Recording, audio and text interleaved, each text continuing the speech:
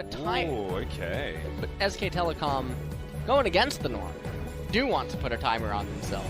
So I really wish I could tell you how much a Callista was about to get, or an Akali. Tom Kench, basically. Well, Khan's going to get the first roam as the dredge line is going to land. Peanut explodes. Just nothing he can do. The final chapter comes in. Ruler's trying to get out of the way, but the Yuumi and the Ezreal just evaporate. That's going to be 3 kills as well as an Infernal Drake and SKT. A brilliant start. It might be. And this is a free rotation. Yeah, they can also make towards top side. They're looking for Cuvee. No, he's embraces. Yeah, well, he is embracing it. They're able to use the wind becomes lightning. Priority rotation. We get more value on the map, and we continue to accelerate. It might impressive right now because that tempo advantage that you're talking about. This is it's the proactive to take away from the sarcasm and the facetiousness that we were throwing out before. It actually creating extra objectives like that. Freeze the wave. Well, speaking of waves, we saw Cannon Barrage utilized. Top side of the map, that was Khan. If I had decided to go a Katarina comp, things would be great right now. But no, not so much. Was that in the Dragons, right? So they've still been getting more as there's the depth charge. SKT may have found their moment to strike. Faker finds the backline. Cannon Barrage right on top of where Teddy is. The final chapter is going to come in, but Cuvee, that was not the abyssal voyage you wanted to take, and in fact, didn't even. He was just caught out of position, and SKT, they found a time to strike. Yes, it was in the making for about 15 minutes, but they eventually found it, and it was successful. Yeah, and now they're going to reward themselves with, oh, no, not quite. Oh, yes, minions. Yep. Middle. Audacious charge comes through, package delivered. Uses a mini equalizer there as the Cannon Barrage on top was placed a little bit oddly from Khan. But you can see Clid and Faker actually corralling Gen.G. Gen.G, unbeknownst to them, they're lying in wait, looking for more. SKT move over, they have control of this Drake now. As there goes the Rift Scuttler. And National Gen.G Geographic. Forced to go for this 50-50. Peanut, he's kicked out of the way and he's not able to take that one down. Triple Infernal, the final chapter may just be that for Gen.G. His effort is very, very low, but he's not dead yet. Ruler now, can he actually control this fight is the question. Khan eventually goes down. It is going to be the flash from Kuzan that gets it. There are rockets, there are arcane shifts, but Ruler is a long way away from this one. And Clid is going to get himself out. Abyssal Voyage as Faker makes it into the brush, teleports topside, and he's just going to farm. He's going to go back to getting the wave. Now he does have that Gunblade, so he's going to be able to heal back up. 25 seconds, and then Khan is able to teleport back as well, which is why you don't see Gen.G running towards the Baron. As poorly as SKT played out the can theoretically do, but Gen.G is very, very strong. If they can ever start chasing you down, start CCing you over and over again, and the DPS out of this comp can truly shine in the Ezreal and in the Corki with their maneuverability and just straight up damage per second. They're actually doing Baron really quickly. Blue Trinket comes down. Gen.G is aware. That's a really nice True Shot Barrage. Yep, Cannon Barrage, though, is going to stop them from getting in there. Cuvee didn't use his spellbook in order to get himself a smite, so they're not able to get forward. Peanut has to leap in order to get himself out, but the Grey Health is going to dissipate, and that is going to be the first kill going over to Teddy. Over the wall is effort. He does go golden, though, and Teddy will have the opportunity. No, already used that ultimate, so unable to save him. And now, SKT's getting routed. So he's got a 700 gold bounty, just quietly 2-0 and 5. 2-0-6, right? Like, that's how it works. If you thought a tier 3 Aurelion Soul pre-nerf, well, if it's anywhere near that level, then I'm scared. Wait, where are they? What? There's 24 different designs. Okay. Uniqlo.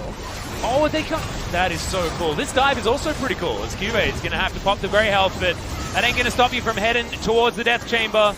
That is just a great force coming in from SKT, and they've decided they don't need no Elder Drake. They're going to be able to take this. It's just win-win-win. It is really scary, though. Cannon Barrage flying forward. Ruler, depth charge is going to land on him as Faker finds it, dashes back.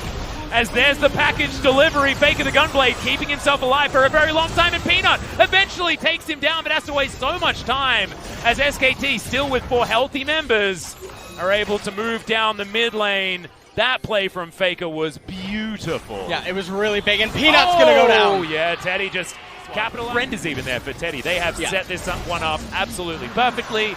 And yeah, that's the true shot barrage, the truest of shot barrages. They move out of the way. I love how holy that looked as it was flying through the air. As we're waiting for Respawn. I mean, he's got a GA. There's an extra BF sort of damage right there. Okay. Able to dodge his way, shows it back. Okay. They can steamroll the turret right now. The Elders. Cannon barrage comes in. Yeah, you're gone. Yeah, see you next game. Oh, good God. Cube just evaporates. The final chapter is going to be read to Gen G right here as the... Okay, pierce damage is certainly pretty high. Nexus turrets, are they going to go for it? Of course, 2 inhibitors already down. It's all over. There's no way Gen G can resist. This is just SKT wandering towards Gen G, and Gen G having absolutely nothing they can do about it. Faker dancing around the team fight towards the end here, as it's pretty elementary. SKT wander forward and destroy the Nexus. It's going to be the Nico top lane, and there is the answer that Kuzan wants to go towards against Faker's Zoe in the mid lane. So we're keeping, you were thinking about like maybe it's one last punches. That's a really, really nice trouble bubble, but he's still going to get the flash out of Faker, and he's still going to go down for first. Through the Fog of War perfectly, knowing they can convert into this Clown Dragon. Yep, back timing's pretty nice there as Cloud comes up. Like that? Yeah, what do we call like democracy? Do we have democracy on the bottom side of the map? Is that when like what is a democracy? I don't know. What certainly not this. Yeah, this ain't a democracy. This is, oh my goodness, a turnaround. Really nicely done, actually, 1-for-1 so far. Oh! Trouble bubble from downtown.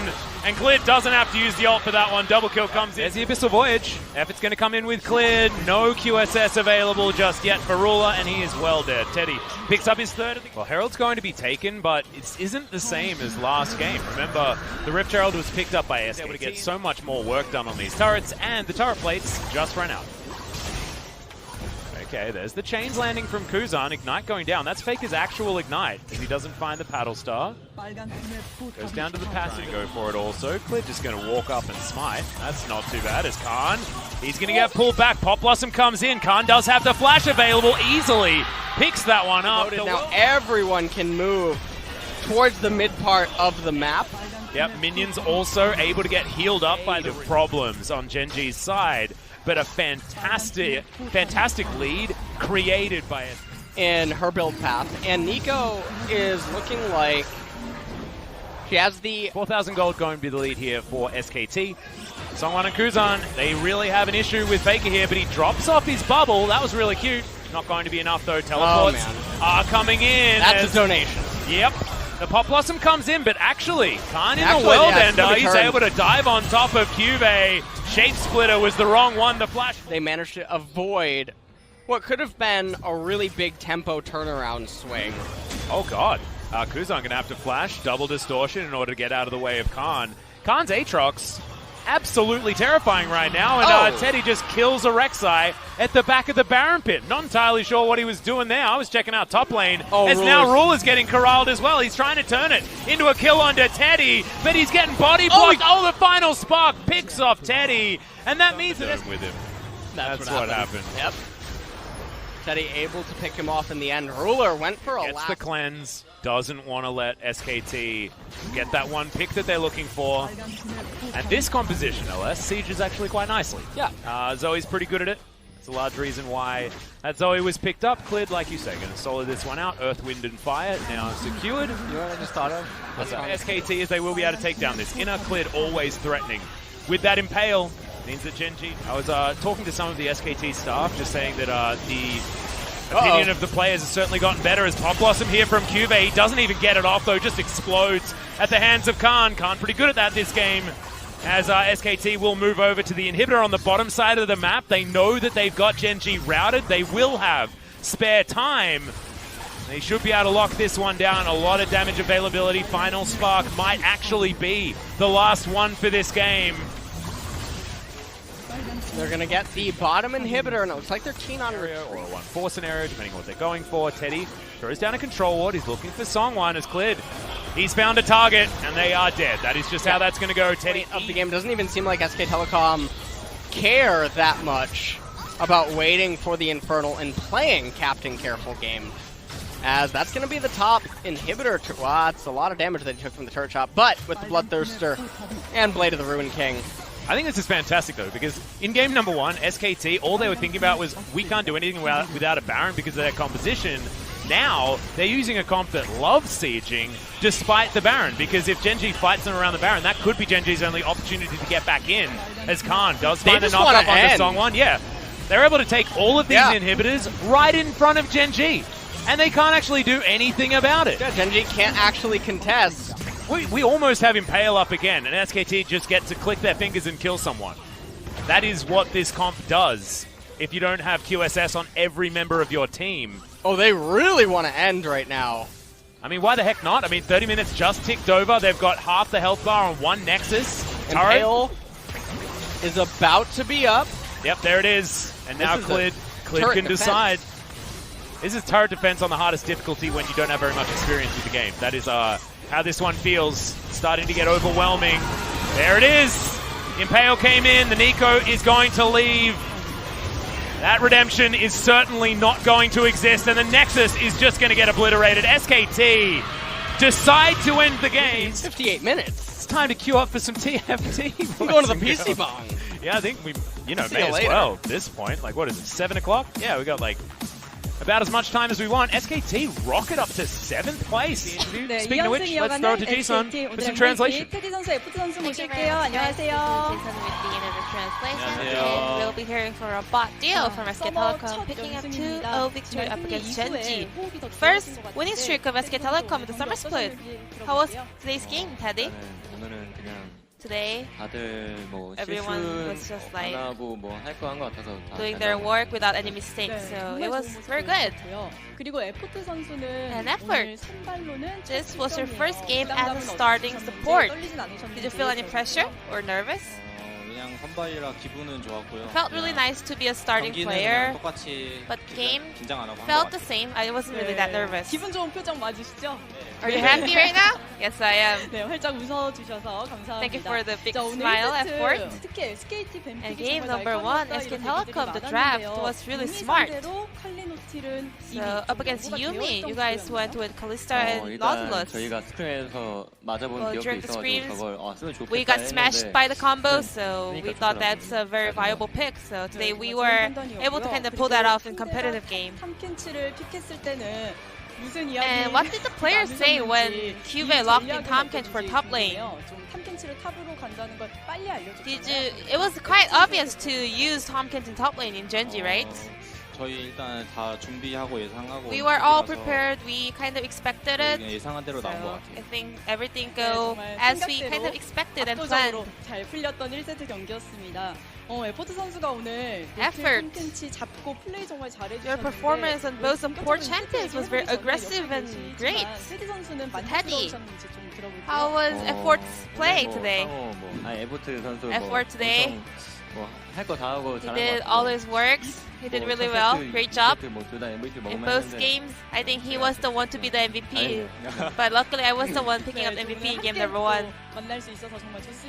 So effort. Roller Life are also one of the top bot laners in LCK. So you must have felt a bit of a pressure or responsibility. So how was the laning phase? I think those are really great bot laners. So I kept that in my mind. So thanks to that, I was able to kind of stay alert and a little bit nervous till I can pull off great plays. And SK Telecom, today's the decisions and like performance, roaming, backup, everything was perfect. So let's go through some of the highlights together.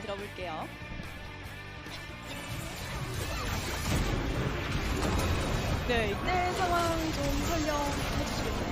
네, 이거는 1세트 장면인데요. This is from game number 1. 일단은 상혁이 형이 자기 First? 나 좀 봐줘 하는데 Well, Faker was like, watch me, watch me. And then he just solo killed Azriel. 그냥 혼자 잘한 것 같아요. I think that was a super play from Faker. 네, 페이커 All 선수 his 정말 own. 활약이 좋았고요. 그리고 조금 전에 말씀드렸던 2세트 바텀에서 있었던 장면도 And we have a highlight for game number 2 as well. So when it's ready, let's go through it together. And you guys are just picking up every objective in game number 1 and 2. 물론 굉장히 유리해서 그런 면도 있었지만 I guess you guys were, well, very in the lead, but were you guys planning to play around the objectives as a strategy? 일단은 유리한데 Well, we were in the lead. 천천히 그냥 오브젝트 위주하면서 We just wanted to 상대 go 정글만 slowly 빼먹으면서 and 천천히 going around 하자 때문에 objectives 그냥 and 오브젝트 counter 잡는 것 같아요. jungling their jungle camps. 깔끔하게 잘 챙기셨습니다. 자, 말씀드렸던 2세트 And 장면 이제 만나보도록 the highlight for game number 2 is ready now, so I want to hear from Effort. 앞으로 들어가는 판단을 You were just 했었는데 going 상황이 forward, 어땠는지 좀 so 들어볼게요. 네. what was going over there? 이때 아마 So here, 일단 진성이 형이 좀 이제 Teddy 적극적으로 해서 되게 said we can go a little bit more aggressively. So I just walked forward, 이제 팀원들도 오는 상황이었고 and I have all the teammates coming for backup, so we knew that this fight's gonna be a winning one, so I just went a little bit more aggressively. 너무너무 좋다는 장면, 1세트, 2세트 장면이 다 증명이 됐습니다. 아까 시작할 때도 좀 여쭤보긴 했지만 굉장히 호흡이 좋아지고 있다는 Performance and also the teamwork between you guys are keep evolving. 일단은 Well, 저번 경기 그래도 이겼어가지고 팀 we did win the previous game, so I think about performance or teamwork has improved, I guess. And today we again picked up a 2-0 victory, so I think our performance will even improve better. 네. 상황이에요. 자, 일주일 동안 좀 경기력 잘 유지하셔야 될 So, 텐데 어떤 식으로 Rift Rivals is around the corner. How are you going to prepare for that?